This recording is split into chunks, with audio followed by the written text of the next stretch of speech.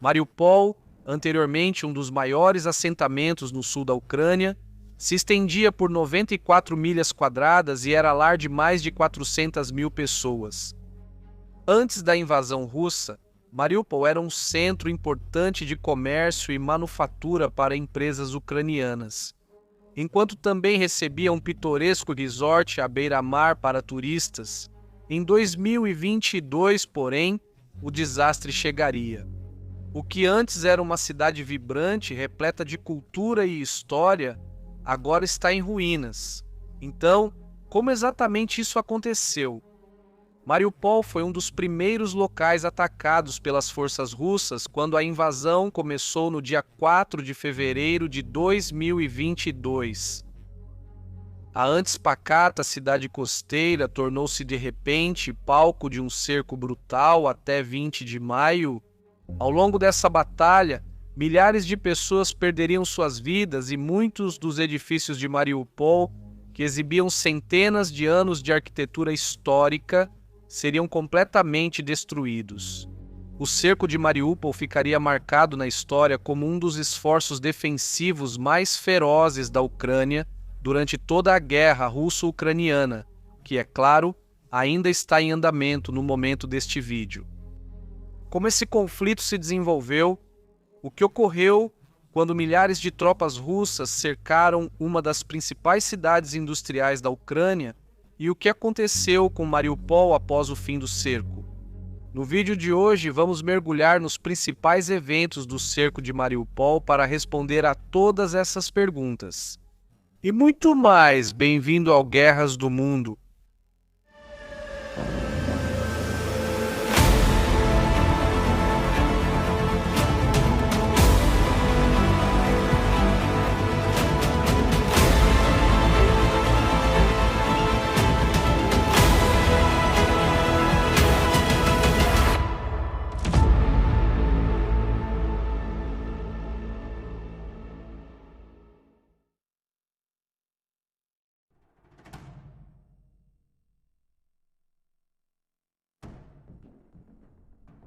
Mariupol não está entre as maiores cidades da Ucrânia. O acesso do assentamento a diversas indústrias e sua localização costeira tornaram-no um alvo atraente para as forças de Vladimir Putin. Quando eles invadiram a Ucrânia pela primeira vez em fevereiro de 2022, a cidade era, na época da invasão, lar da Azovstal Siderúrgica, uma das maiores empresas de aço do país. Se a Rússia conseguisse capturar Mariupol com sucesso, eles poderiam reforçar seus próprios recursos e prejudicar seriamente Mariupol da Ucrânia.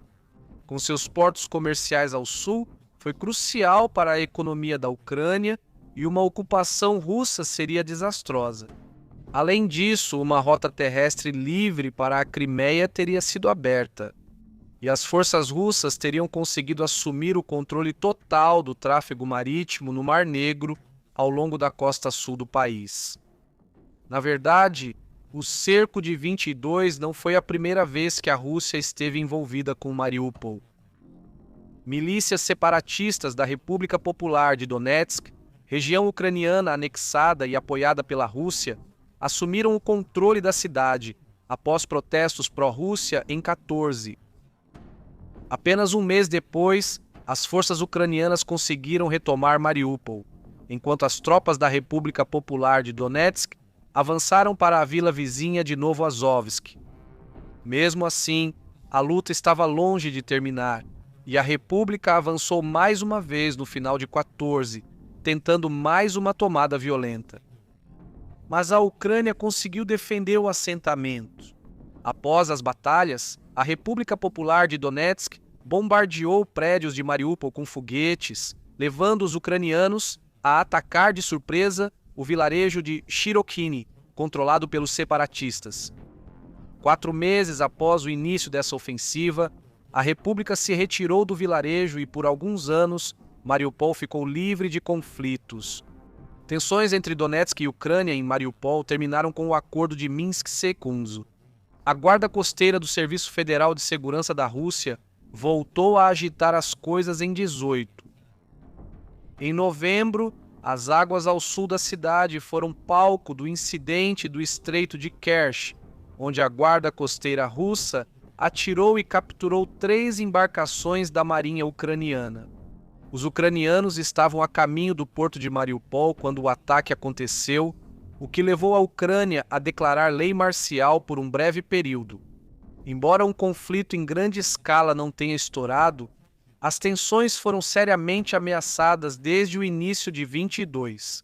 Pouco antes da invasão e do cerco, Mariupol era defendida pelas forças terrestres, Guarda Nacional, Defesa Territorial e Infantaria Naval da Ucrânia. As tensões históricas apresentadas pela posição estratégica da cidade e pela proximidade do assentamento com a fronteira russa fizeram com que a Ucrânia defendesse sua posição. Bem, eles estavam o mais preparados possível para um ataque à cidade quando os russos chegaram em fevereiro de 2022.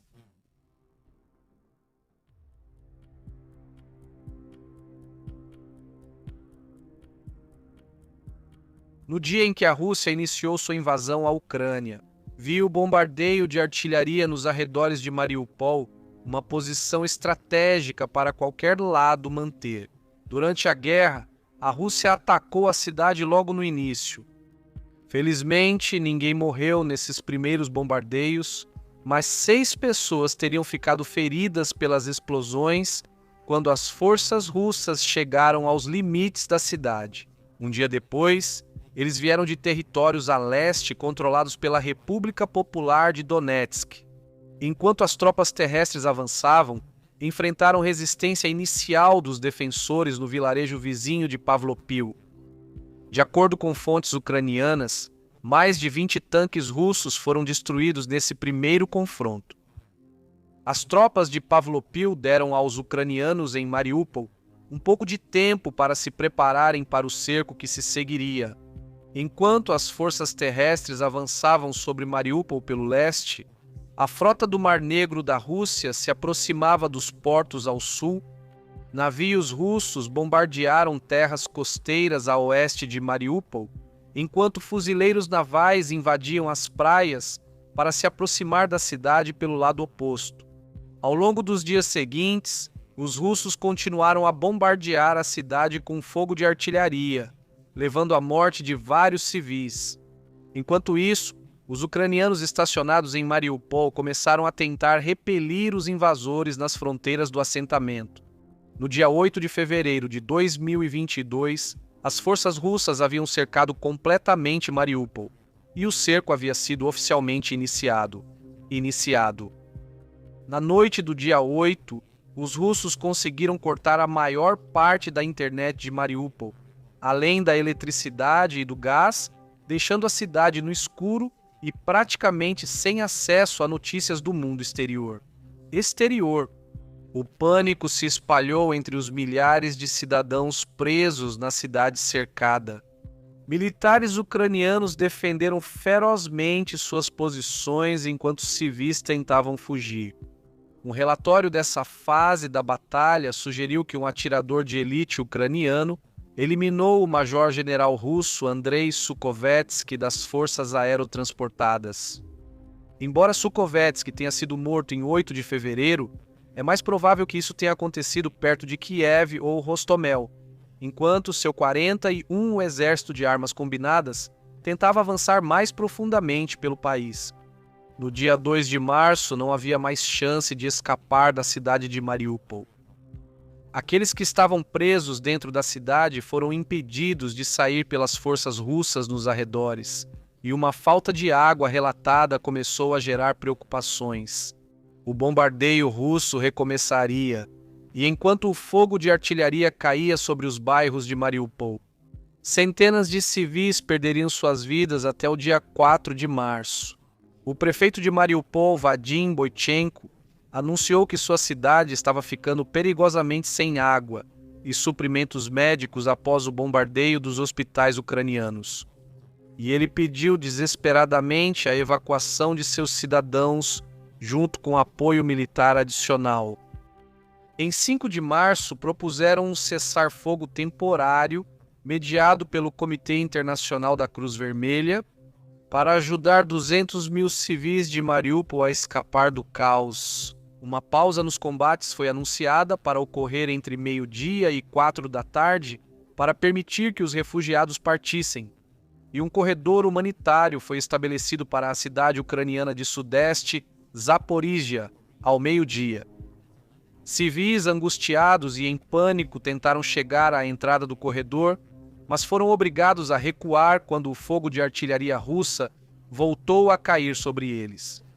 Mas, segundo relatos, dos 200 mil refugiados esperados, apenas 17 conseguiram sair de Mariupol naquele dia. No dia seguinte, uma nova tentativa de evacuação teve resultados igualmente desastrosos. E a Cruz Vermelha começou a relatar a gravidade da situação dos refugiados presos em Mariupol. Mais de 700 mil civis ficaram sem aquecimento no inverno congelante da Ucrânia, e muitas pessoas começaram a ficar sem água no final de março. Com tantos ucranianos morrendo nos bombardeios, trabalhadores da cidade passaram a cavar valas comuns para os mortos. Aqueles que haviam escapado dos bombardeios agora estavam recorrendo a derreter a neve grossa do lado de fora de suas casas na tentativa de conseguir água.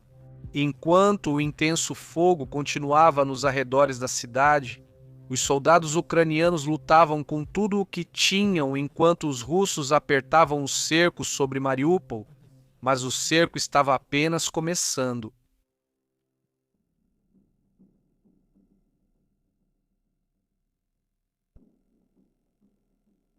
Em meados de março, as forças russas avançaram mais na cidade, intensificando o controle sobre Mariupol, e aplicar uma pressão imensa sobre os ucranianos presos dentro da cidade foi fundamental para o sucesso do cerco deles.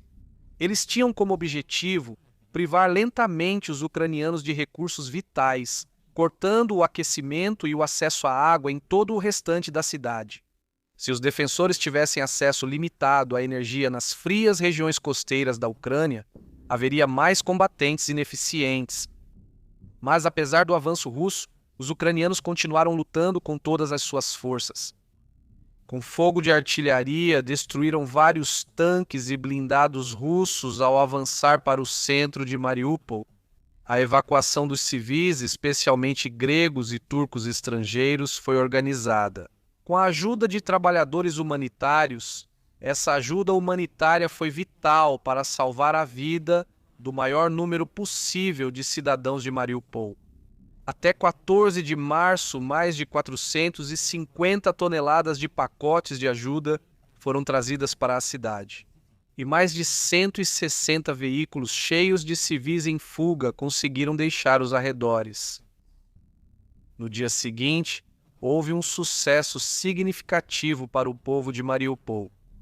20 mil civis deixaram a cidade em 4 mil veículos rumo a locais mais seguros fora dos limites urbanos. À medida que os russos avançavam, os ucranianos que defendiam os arredores da cidade conseguiram eliminar vários alvos russos de alto escalão.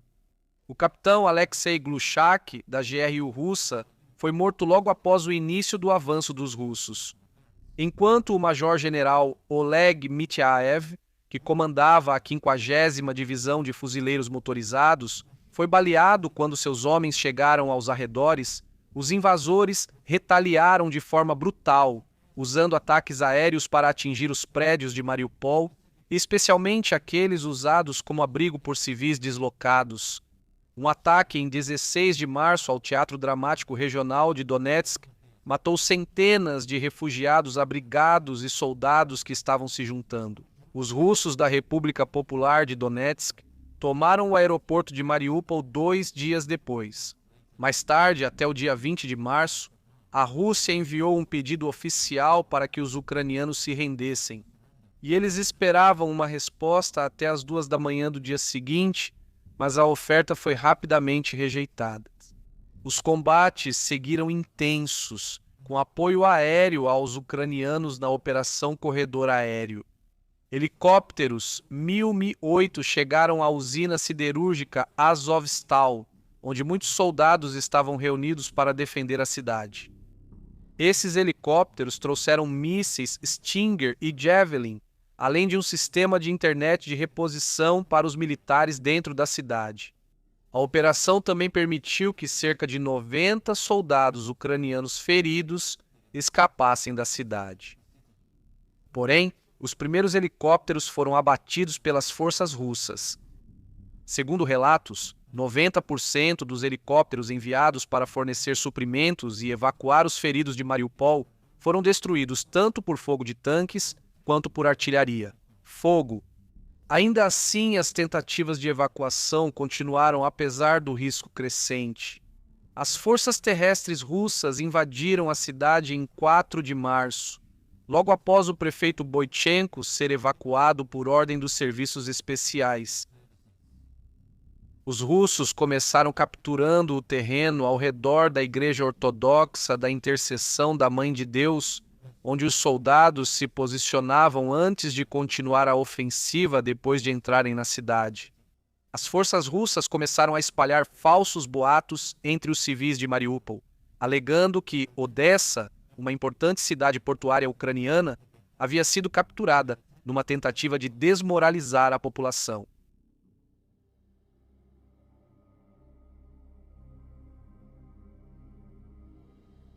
Quando os militares russos conseguiram avançar até o centro de Mariupol, a situação parecia crítica para os soldados ucranianos que defendiam sua pátria.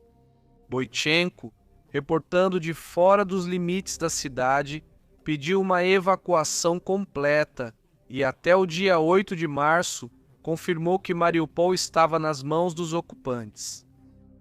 Ele também afirmou que cerca de 5.000 pessoas haviam sido mortas durante o cerco, e afirmou que entre 20 e 30 mil moradores de Mariupol haviam sido reunidos e depois enviados para campos dentro do território russo.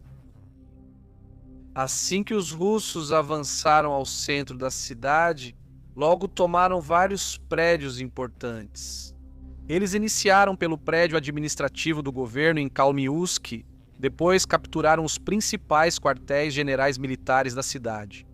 Nos primeiros dias de abril, eles também conseguiram tomar o prédio do Serviço de Segurança da Ucrânia no centro de Mariupol, e os combates no centro imediato começaram a cessar. Os russos haviam dividido os ucranianos em 3 bolsões separados, um ao norte, na usina siderúrgica Illich de Mariupol, outro ao sul, próximo aos portos, e outro preso na usina siderúrgica Azovstal, ao sudeste.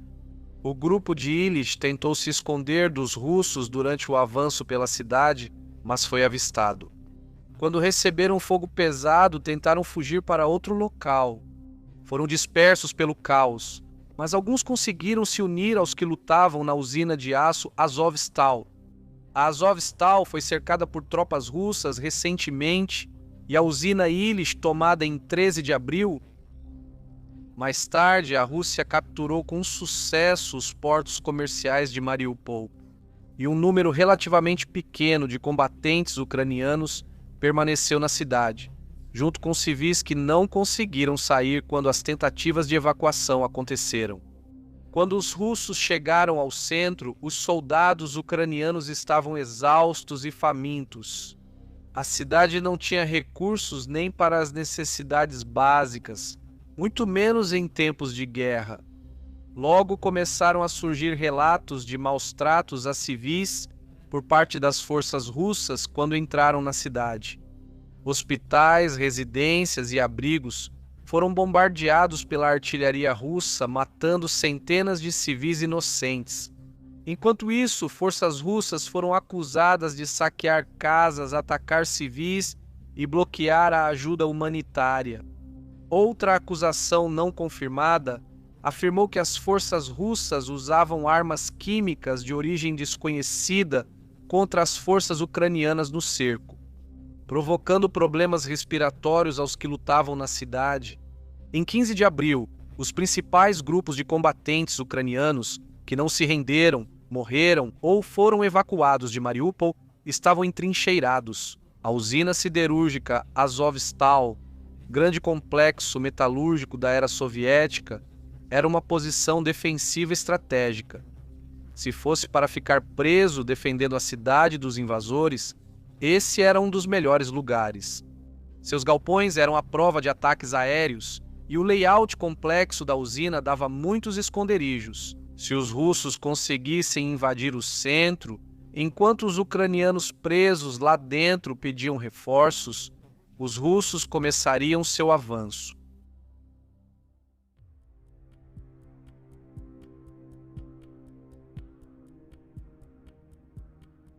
Antes de chegarem aos portões da usina de aço Azovstal, os russos contornaram Mariupol, varrendo os últimos focos de resistência restantes na cidade. Eles garantiram a base da Guarda Nacional e diversos portos estratégicos na faixa costeira da cidade. À medida que avançavam em direção à usina, os ucranianos fizeram uma última tentativa de evacuação. Cerca de 500 soldados que lutavam nos portos foram levados para a usina de aço, enquanto os de Azovstal davam cobertura. A Rússia já havia tomado quase toda a cidade e dizia que só restavam forças ucranianas entrincheiradas em Azovstal. As últimas centenas de soldados rejeitaram nova oferta russa de rendição e, sob ameaças de morte e destruição, seguiram lutando. Após cercarem a usina de Azovstal, os russos receberam ordem direta de Vladimir Putin para não invadi-la. Ao invés disso, foram orientados a esperar pelos ucranianos presos lá, forçando-os a ficar sem suprimentos. Antes do cerco, centenas de civis já haviam entrado na usina e agora estavam presos com os soldados. Autoridades ucranianas viram isso como admissão russa de incapacidade para tomar a usina à força, enquanto especialistas internacionais que acompanhavam o conflito comentaram que uma tentativa de invadir a usina seria desastrosa para ambos os lados. Os russos logo se aproximaram, em alguns casos a 20 metros da usina, para iniciar o bloqueio, mas houve poucos combates. Quando houve. Os ataques aéreos foram retomados no dia 3 de abril, com as forças russas lançando todo o poder de fogo que podiam contra seus formidáveis adversários. Mesmo com o caos, os soldados permaneceram firmes. Eles ainda receberam um pacote de suprimentos entregue por helicóptero que se aproximou da usina à noite sob a escuridão. Porém, esses suprimentos logo acabaram e, em poucos dias, os soldados ucranianos já estavam sem comida e água novamente. Além disso, a situação deles piorou quando os ataques aéreos russos se intensificaram para um nível de força nunca visto antes, com bombardeiros táticos supersônicos lançando o inferno do alto. Os ucranianos presos na fábrica tentavam defender sua posição, mas o tempo passava e os russos enviavam um poder de fogo inimaginável contra eles. No final de abril, foi declarado pelo parlamento da Ucrânia, a Verkhovna Rada, que as condições para os civis presos na cidade haviam atingido, aspas, níveis medievais. Devido ao colapso da saúde e à falta de água potável, essas pessoas corriam alto risco de doenças. O Conselho Municipal de Mariupol alertou para epidemias mortais que poderiam surgir na cidade se os cidadãos não fossem evacuados. Logo surgiram preocupações sobre um possível surto de cólera devido às condições precárias na cidade. Foram rapidamente feitos esforços para evacuar os civis restantes da usina Azovstal, coordenados pela ONU e Cruz Vermelha. Mais um corredor humanitário foi criado para garantir a saída segura dos moradores deslocados de Mariupol que tentavam deixar a cidade destruída.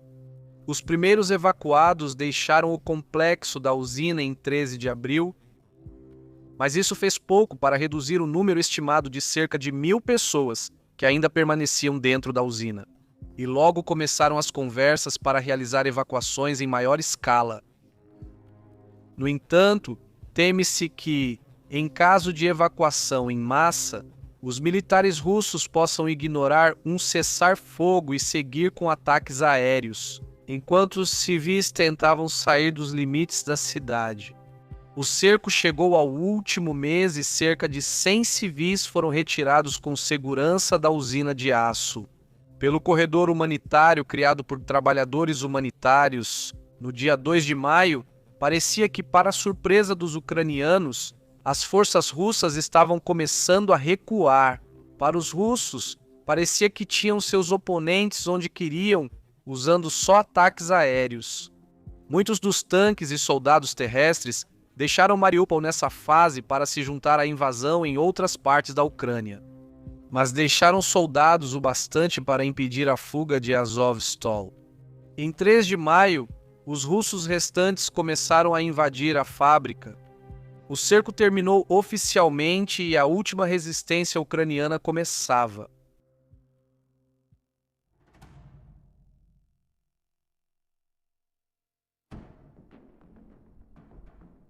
Apesar de muitos ucranianos lá dentro estarem exaustos, com sede e fome, as forças russas tiveram dificuldade para invadir a usina de aço. Os defensores resistiram ferozmente enquanto os russos tentavam invadir a usina, resultando em batalhas especialmente sangrentas. Os soldados ucranianos se refugiaram nas redes de túneis sob Azovstal, mas seus atacantes foram informados sobre sua localização. Em 5 de maio, forças russas invadiram os túneis, resultando em combates intensos e próximos. Relatos indicam que um eletricista ucraniano teria passado informações sobre os túneis aos russos, mas não há confirmação dessas alegações. Mais tarde, forças russas detonaram bombas termobáricas de vácuo perto do complexo da usina. Esses explosivos funcionam liberando uma nuvem de gás em chamas, criando uma explosão que reage com o oxigênio da atmosfera. Os ucranianos que lutavam nos túneis teriam enfrentado queimaduras graves e explosões desses ataques, mas mesmo assim mantiveram suas posições até o fim. O presidente da Ucrânia, Volodymyr Zelensky, enviou mensagens aos últimos combatentes restantes em Mariupol, autorizando a rendição. Sob a intensidade dos bombardeios, dos tiros, das artilharias e dos ataques aéreos que continuavam a atingi-los, eles simplesmente não tinham outra escolha. Enquanto os planos de rendição eram executados, trabalhadores humanitários tentaram resgatar o maior número possível de civis ucranianos da usina de aço Azovstal. 500 refugiados foram evacuados para um local seguro no dia 6 de maio, enquanto no dia 7, o governo ucraniano anunciou que todas as mulheres, crianças e idosos restantes dentro da usina haviam sido retirados. Dias se passaram e os russos continuavam cercando a usina de aço. Mais de 1.000 soldados ucranianos ainda permaneciam presos lá dentro, aguardando novas instruções. Serhiy Volinsky, comandante da 6ª Brigada de Fuzileiros Separada, disse em 8 de maio: "Peço que uma força superior encontre uma forma de resolver o nosso resgate. Sinto que estou em um reality show infernal onde soldados ucranianos lutam por nossas vidas e o mundo todo assiste a esse episódio. Dor, sofrimento, fome, miséria, lágrimas, medos, morte, tudo isso é real." Representantes militares russos aceitaram a rendição dos que estavam presos na usina de aço Azovstal no dia 9 de maio. Até o dia 12, a Rússia manteve a ofensiva e os soldados ucranianos seguiram presos na usina. No dia 16, exaustos, 9 defensores foram escolhidos para deixar a usina. Enfrentando as armas russas apenas com uma bandeira branca, a rendição foi oficialmente colocada em prática. Soldados feridos foram rapidamente levados de Azovstal para Novoazovsk, controlada pela República Popular de Donetsk, onde receberam atendimento médico. Esses soldados logo seriam considerados prisioneiros de guerra, e Zelensky garantiu em discurso que fariam tudo para trazê-los de volta. Mas apesar de tudo isso, nem todos os ucranianos em Azovstal concordaram em se render ali. E então,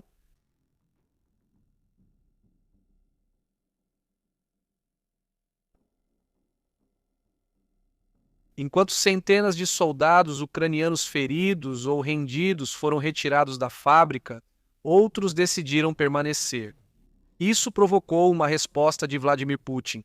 Putin emitiu um comunicado informando aos combatentes restantes que qualquer um que escolhesse se render agora seria tratado, abre aspas, de acordo com os padrões internacionais. Mesmo após os russos tomarem a cidade, os que estavam presos optaram por não se render. Isso fez as forças russas retomarem bombardeios e ataques aéreos, numa última tentativa de forçar os combatentes a se renderem. Oficiais militares ucranianos de alta patente ficaram na fábrica e decidiram se render em 20 de maio, quando os bombardeios e ataques aéreos ficaram insuportáveis. Em 20 de maio, o Ministério da Defesa da Rússia anunciou que a usina Azovstal e Mariupol estavam totalmente sob seu controle. Quando a cidade se rendeu, os russos já haviam capturado mais de 2.000 prisioneiros de guerra ucranianos apenas da Azovstal. Quando os russos e a República Popular de Donetsk avançaram para ocupar Mariupol, eles começaram a transformar a cidade, que antes era um centro próspero de cultura e comércio, para o que a Associated Press descreveu como uma tentativa de, citando, erradicar todos os vestígios da Ucrânia de Mariupol. As forças varreram novamente a cidade, demolindo prédios danificados e expulsando os civis que ainda buscavam refúgio em sua devastada cidade natal. A usina Azovstal foi demolida por Donetsk e a Rússia reabriu os portos capturados até o fim do mês. O que restou de Mariupol tornou-se tão russo quanto os vencedores permitiram. Apresentadores de TV e rádio logo passaram a falar russo. Os nomes das ruas foram trocados pelos da era soviética e as crianças passaram a estudar com o currículo russo nas escolas.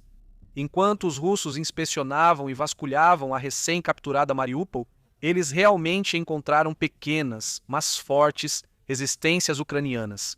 O que restava das forças militares ucranianas tentou uma última defesa desesperada na cidade, mas o dano já estava feito.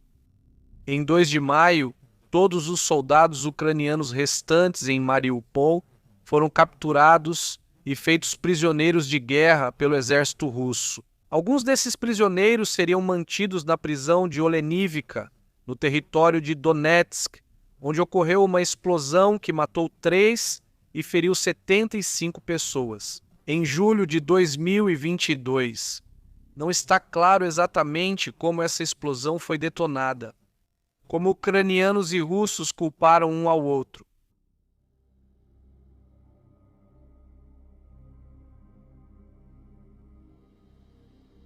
Após o cerco de Mariupol, as condições dos civis na cidade têm sido, no mínimo, preocupantes. O prefeito Boichenko confirmou em 11 de junho o surto de cólera iniciado em abril. E a propagação de doenças só piorou com a presença de tantos corpos espalhados pelas ruas. Ao tomar a cidade, a Rússia impôs quarentena para conter a cólera. Mas autoridades médicas ainda alertam que a doença pode começar a se espalhar além dos limites da cidade se as condições continuarem sem melhorar. Boichenko tem expressado preocupação desde que a cidade foi tomada pelos russos, alertando que dezenas de milhares ainda em Mariupol podem estar em risco de cólera e disenteria. Ele também expressou preocupação de que as autoridades russas não estavam fazendo o suficiente para salvar a vida dos civis que ainda vivem em Mariupol após o fim do cerco. Fontes russas afirmaram que mais de 4.000 soldados ucranianos haviam morrido em Mariupol até o momento em que os combates começaram na usina siderúrgica Azovstal. Os russos relataram ter feito quase 4.000 prisioneiros de guerra, número confirmado por autoridades ucranianas. Embora seja verdade que houve trocas de prisioneiros desde a queda de Mariupol, muitos ainda permanecem capturados de ambos os lados. A Ucrânia, por outro lado, relatou que havia matado 6.500 soldados russos durante o cerco, ao longo dos 4 meses. Até 8.000 soldados russos foram enviados para Mariupol, enquanto cerca de 14.000 ucranianos tentaram defender sua posição.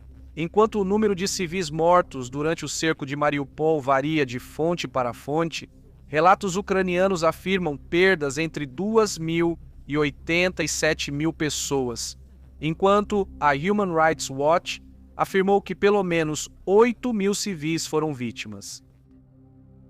Após a ocupação russa, as forças ucranianas tentaram retomar o controle de Mariupol. No final de maio, logo após a queda da cidade, as forças ucranianas começaram a lançar ataques de mísseis retaliatórios contra posições russas nos arredores de Mariupol. Fontes ucranianas afirmam que esses ataques de mísseis mataram mais de 500 soldados russos durante os 4 dias em que foram realizados.